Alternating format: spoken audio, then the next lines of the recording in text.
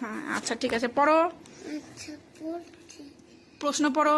When না না না, tick tick. tick the correct answer. When somebody একটু জোরে বলো।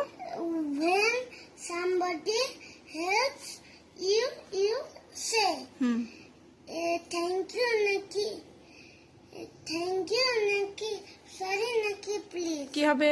Thank you. Thank you. তারপরে WHEN when I ask FOR for when I asked for, ঠিক বললাম তো? হ্যাঁ ঠিক পড়েছো। When I ask for something I say hmm sorry নাকি excuse me নাকি please please. Please, good.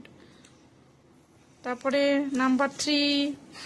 Number 3 hmm the sound of a donkey is moves নাকি brays নাকি quacks brays.